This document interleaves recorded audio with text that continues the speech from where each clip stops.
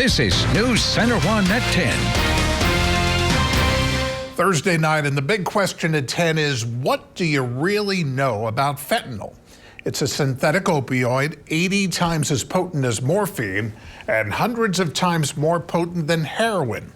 According to the CDC, fentanyl is now the top cause of death of American adults ages 18 to 45, more than COVID, more than suicide, more than car accidents. Over the last 2 years, fentanyl is responsible for more than 70% of all drug deaths. And fentanyl-related deaths doubled from 2019 to 2021. 1 single gram of pure fentanyl can be cut into 7,000 doses to be sold on the street. Local law enforcement says while meth is still the primary drug that's ravaging the Rapid City area, fentanyl is not far behind. News Center 1's Anna Hamlin tonight on what law enforcement is doing to stem this tide. So these big city problems have finally kind of come our way as This is News Center 1 at 5:30. 5:30 Tuesday, a major groundbreaking ceremony today for the new Black Hills Industrial Complex, which is going to be on Highway 79 across from the landfill. The 700-plus acre site will be bringing in tech companies such as battery maker Acer at a time when jobs and wages kind of need a charge. Here's News Center 1's Darsha Nelson.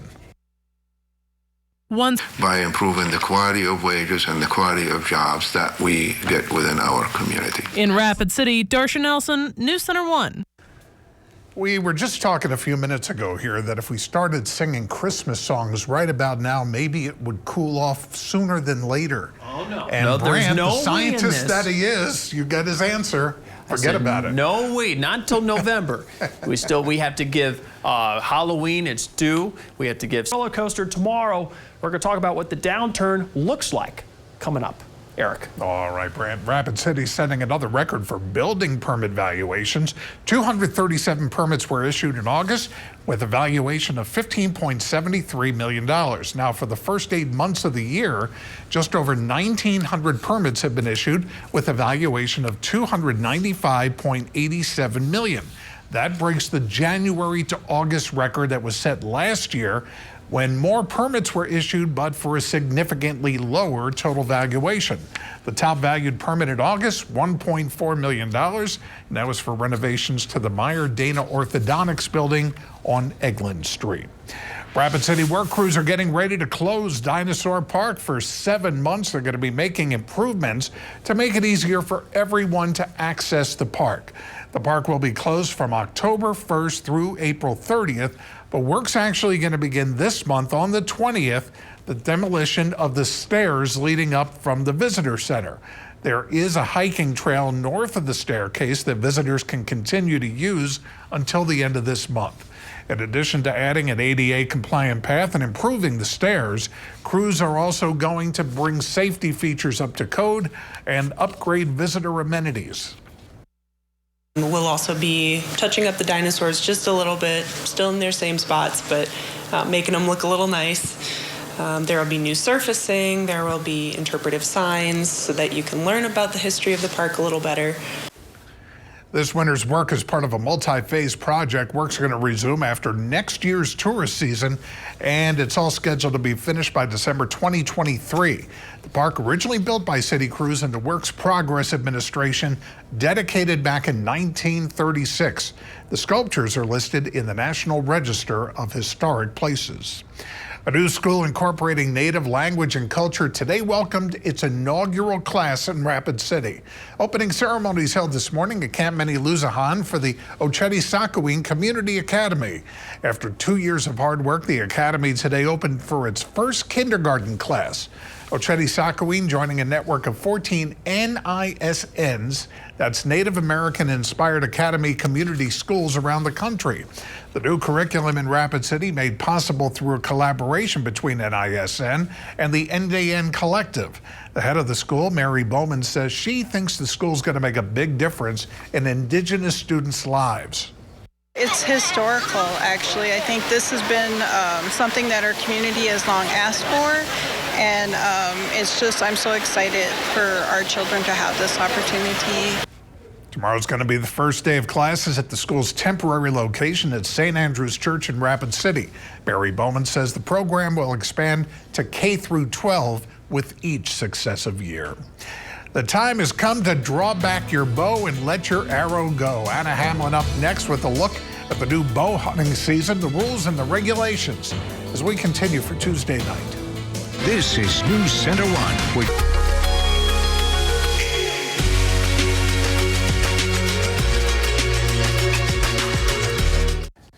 Last Thursday, September 1st, marked the opening of bow hunting season in South Dakota. Well, tonight, News Center 1's Anna Hamlin talks about the season's rules and regulations with Game, Fish, and Parks. Between Reptile Gardens and Bear Country along Highway 16, a rather unspectacular and fairly inconspicuous turnoff. But it's triggered controversy and safety concerns among residents, business owners, and the tourist industry.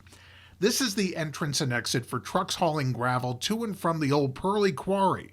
Kroll Ready Mix of Iowa is again looking for permission from Pennington County to develop its limestone operations. Well, it's not expansion. It's been a limestone quarry for 60 years.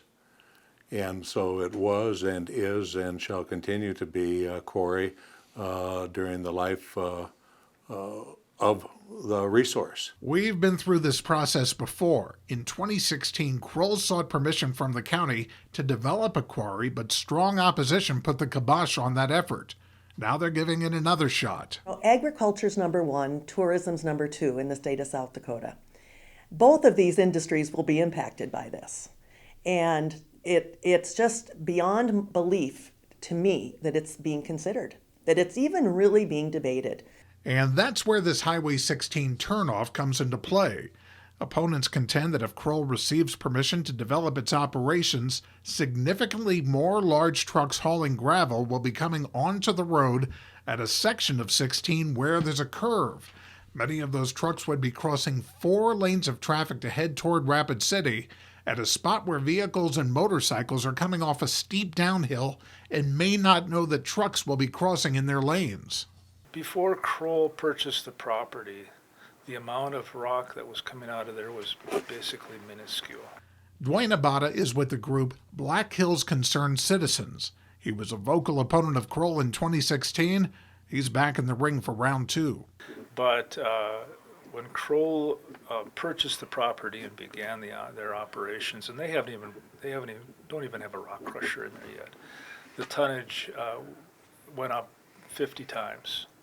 And what really bothers us is the truck traffic. If you do simple arithmetic, you'll find out that there's going to be a truck going up and down those hills about every 2 minutes, which will basically take over 1 lane of traffic. Abada shared this video of a truck coming onto 16, crossing all lanes and turning left toward Rapid City. Now, the caption on the video claims it's a Kroll truck, but that cannot be confirmed. Regardless, as it turns, a thick cloud of dirt from the truck envelops the area, affecting visibility for vehicles coming off the downslope at a curve, and sometimes at a higher than usual rate of speed because of the hill. I was just as shocked as anybody would be viewing the video, but perhaps not surprised, because one might expect these sorts of things to happen when you have an operation of this magnitude. The current code does not allow an individual to mine aggregate and then remove it from the property. It's a basic violation of county code. We showed the video to Spearfish attorney Tom Brady, who was representing Kroll as he did in 2016. I guess you can imagine or fantasize a lot of things, but there's reality. And that isn't, I don't think, representative of what would occur. On the other hand, to be candid with you, that appeared to be a lawful use of a highway. And there's plenty of sight distance and things of that nature. And but yes, dust control, those are issues that are important. Brady adds that the State Department of Transportation has no issue with this use of Highway 16. I just see terrible potential accidents waiting to happen. And then I think about motorcycles.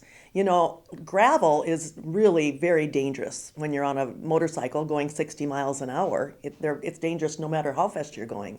Beside any potential safety issues, Julie Jensen of Visit Rapid City believes an increase in gravel truck traffic on the road leading to Mount Rushmore will make the area less appealing and will dissuade any tourist-oriented businesses from setting up shop along the highway. I mean, it's just a bad spot for mining. And it's such a beautiful part of the Black Hills. There was, when the Pearly family owned it, they did a small amount of, sort of a family-operated mining operation. And it was, it wasn't a big deal. This is a big deal. This is bad for our economy. This is bad for our reputation. The issue at hand actually goes back 6 years. In 2013, Sturgis City leaders went to the Meade County Commission and described the need for additional funding for both ambulance and fire. Every year, there continued to be more and more subsidy requirement from the city, and we continue to say that at some point, we really need a different funding source to also help pay for all the costs for the ambulances that are going outside the city. The money, City Manager Dan Ainsley says, was especially needed during the rally. The city sent letters to campgrounds and made funding requests on social media. At that point, there were several campgrounds that said that they would change, that they would look at providing some sort of funding voluntarily or something. That never materialized. Fast forward to 2017, with a significant push from the city, the County Commission put ambulance funding on the ballot. City Manager Dan Ainsley says they need to raise $60,000, an estimated $15 per county resident served by Sturgis Ambulance. It didn't pass. Now, 2 weeks before this year's rally, the campgrounds in the 20% will be losing ambulance service. You know, the city of Sturgis does pretty well during the rally, and to put this kind of deadline 2 weeks before the rally's going to start, even one of the county commissioners said he thought it was pretty heavy-handed, and I tend to agree with him. Ed Wilson is the owner of the Rush No More RV Resort. He's also the point man for the South Dakota Campground Owners Association. Wilson says he and many others did not know that the ambulance service ending was a possibility until February.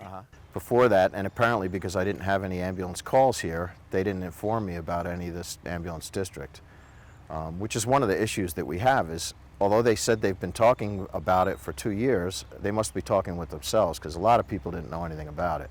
Wilson says it's not simply a matter of everyone paying an extra $15 or $20 a year to continue the ambulance service. It's also about future years and still more taxes. One of the things that our group suggested was that somebody perform a forensic audit or some kind of audit of the ambulance services, because I don't think there's actually about 4,000 people that are affected. It's about 1,150 households. And I don't think any of us feel like we're against paying our fair share, but you have to know what that really is and what cost it is. Caught in the middle are the men and women of Sturgis Ambulance who are passionate about the services they provide. Sean Fisher has been director for 9 years and is dreading the arrival of July 15th. In honesty, it is going to kill me inside. I live in the county. My kids are in the county. My family is there. EMS is my heart. I honestly put 100% into this job, this organization, and I believe in EMS through and through. It's really going to kill me inside.